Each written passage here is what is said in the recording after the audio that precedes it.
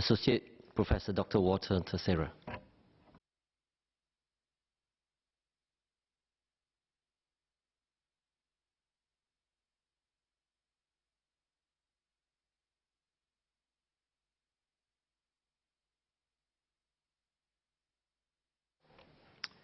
Mr. Deputy Speaker, thank you for allowing me to join this debate. I wish to start by commending the government for crafting a budget that is inclusive and which addresses many important challenges facing Singapore.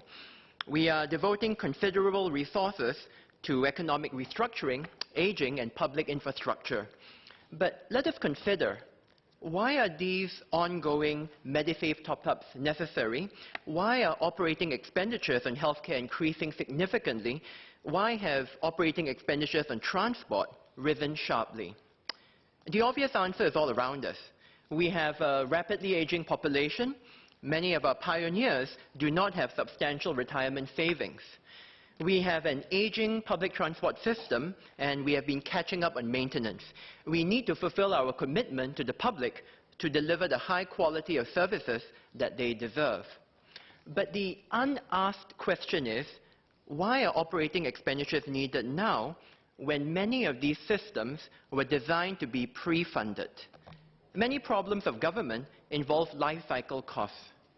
This government has always expected and planned for the population to age. So the question is, to what extent were our life cycle costs anticipated and pre-funded versus unanticipated and therefore requiring new expenditure today?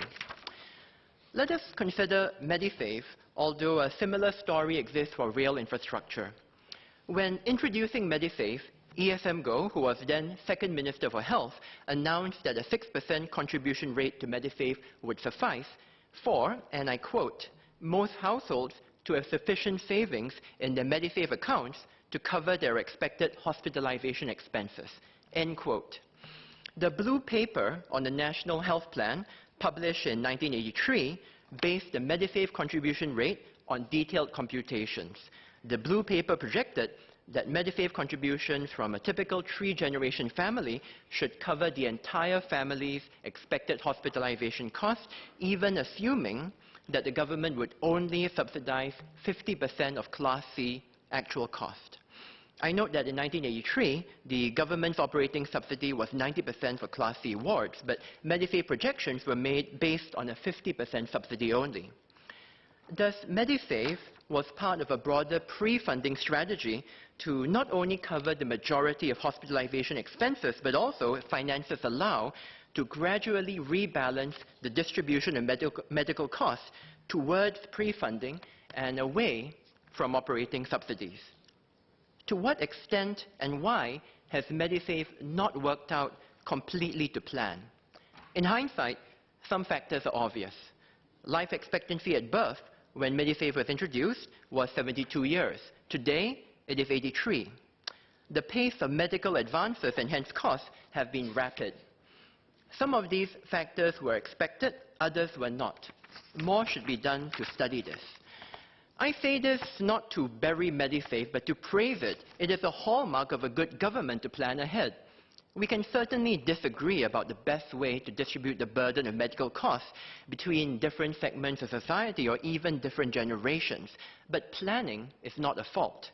The broader point I want to make is that given the complex long-term challenges facing Singapore, we should not expect any one institution, including government, to have perfect foresight and knowledge.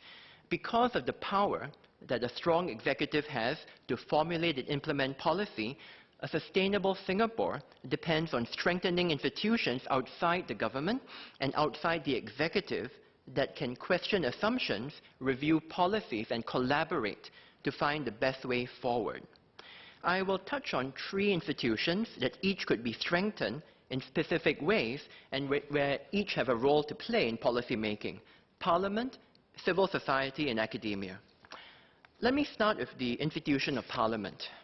Parliament must hold the executive to account and must have the expertise and resources to discharge this function well.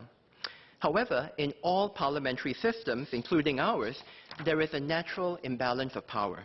the executive is supported by our highly qualified and well-resourced civil service.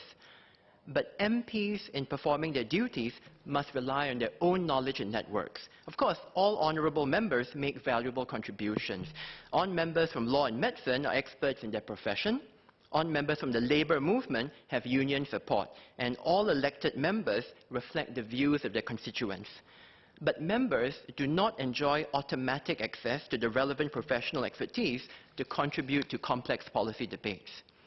Sir, I propose that we strengthen the institution of Parliament to further help members perform their functions to the expectations of Singaporeans.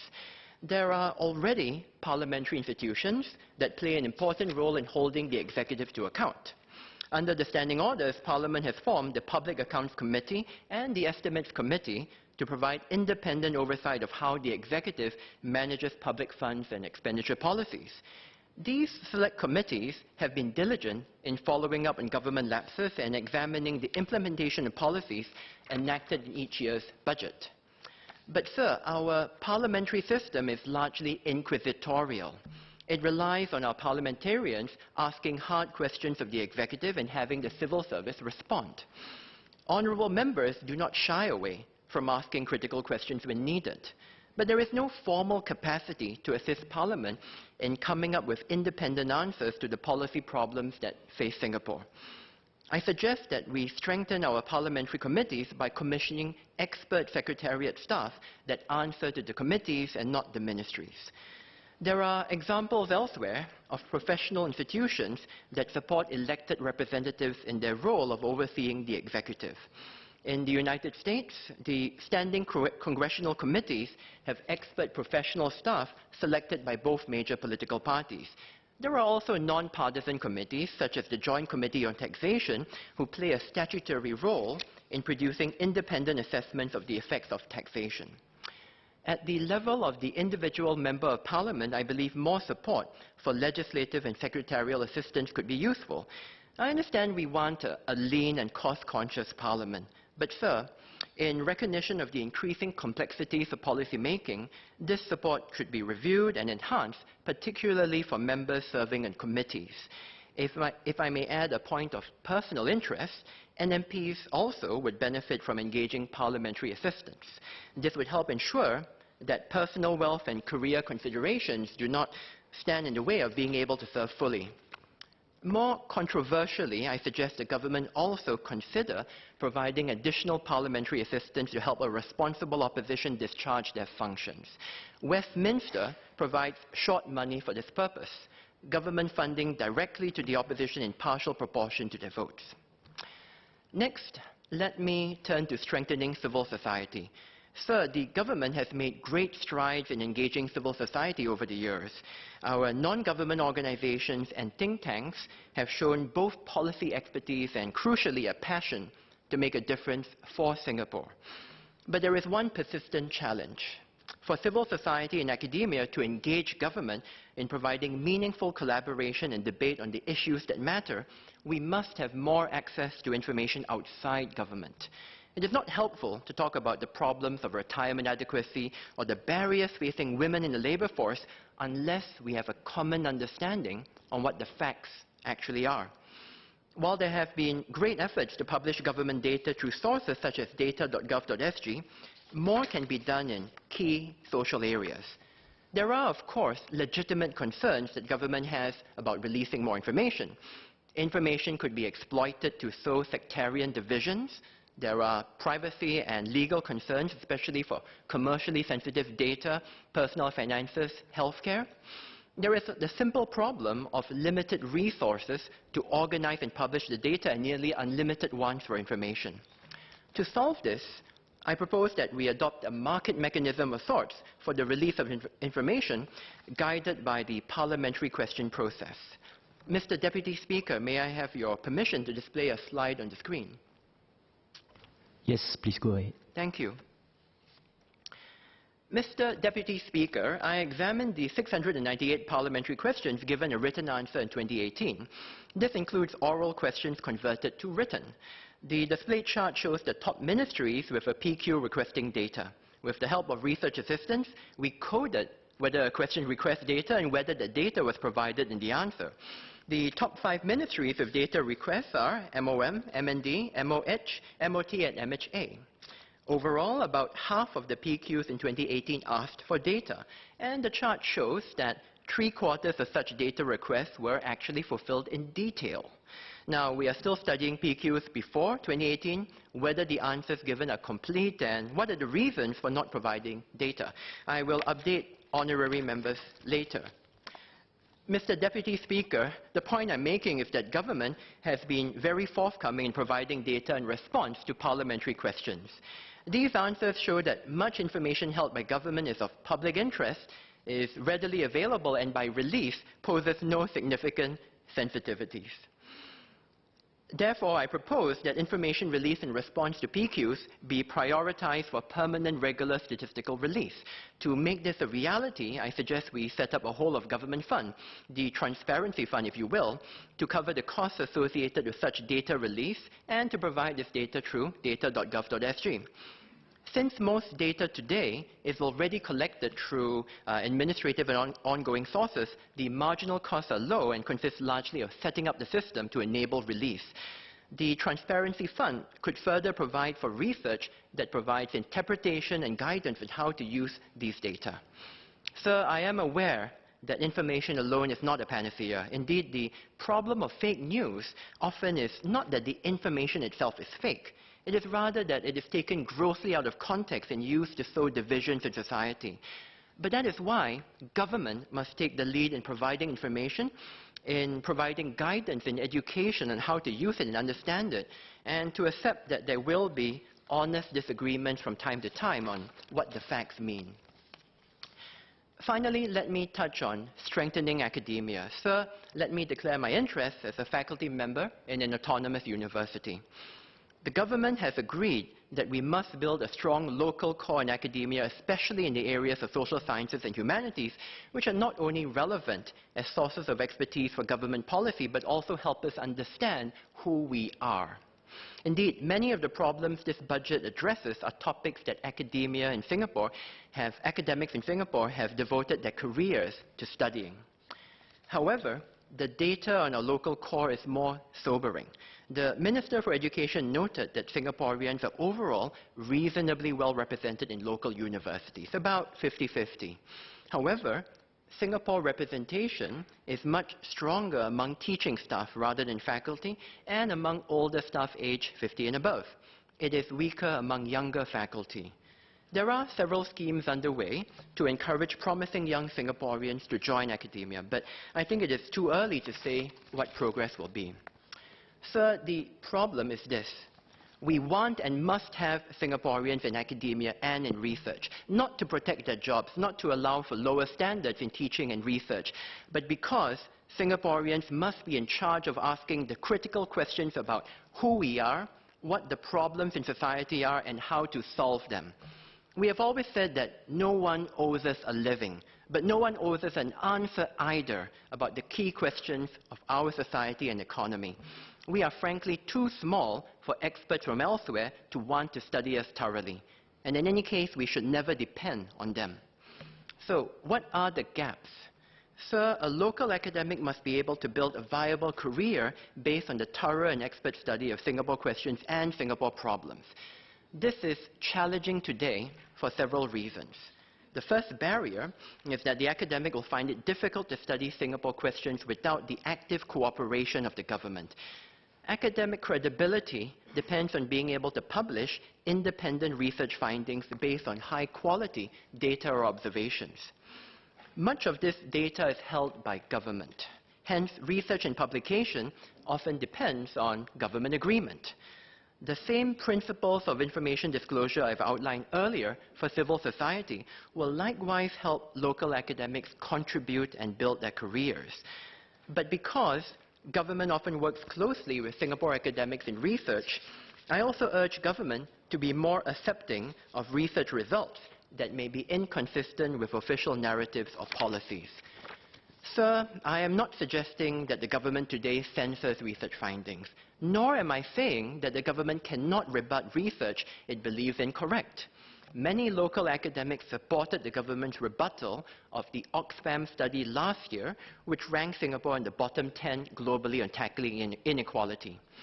That study's methodology was lacking, but government must be cognizant that it has much more power than a mere academic has, and there should be room for even disagreeable academics to contribute to Singapore.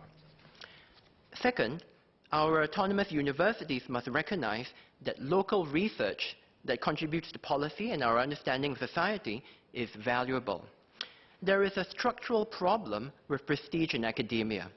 We all want high quality and internationally renowned research institutions, but university rankings are based on publications and citations in top-ranked international journals, and there is simply little international interest in Singapore questions. Therefore, research on Singapore is less likely to be published in the prestigious journals. Much government work has benefited from the quiet contributions of local academics through research collaborations, consultancies, and advisory panels. But these contributions are quiet and simply do not count compared to the loud signals that journal publications provide. To address this, I urge government and the autonomous universities to systematically document and acknowledge the contributions of local academics to policy and society. Third, careers in academia are based presently on the prevailing international model that an academic must get on the tenure track as soon as possible and devote their best years to publishing internationally relevant research. Work outside the academy is implicitly or explicitly considered low value, and in fact is sometimes a one-way door. If you leave academia, you risk never returning as a faculty. But policy and public work is not just a sideline to academic work. Instead, I believe it actually enhances and strengthens research and teaching. Anecdotally, in the early days of Singapore, it seems it was more common for academics to devote time outside the academic to building up Singapore. I believe this practice should be continued today. Can we have the flexibility to have academics seconded to work outside academia, in government, civil society, the private sector, to contribute their expertise and to return thereafter to the university? One concrete proposal is for the government to have establishments specifically for rotating academic experts and to reimburse the autonomous universities for their seconded faculty. So, let me close by venturing dangerously into political territory and explaining why I think government should consider these initiatives to strengthen alternate sources of expertise and knowledge outside the executive. I wish to address my friends in government directly. Our former prime ministers have stated that there is no guarantee that your party will be in power forever. Your party may well be in power, but it may be a different party with less integrity and less ability than today, or it may not be in power at all. I know that honourable members who serve in this government firmly believe that Singapore's best chance of success lies with the continued governance of their party. Voters agree, and that is why this government has enjoyed an uninterrupted mandate since independence. But all things must pass. If and when that happens, to set and keep Singapore on the right path, let us invest today to have institutions in place that allow Singaporeans to speak from a position of strength on the issues of the day and challenge any future government they feel is not acting in the best interests of Singaporeans. Mr. Deputy Speaker, I support this budget.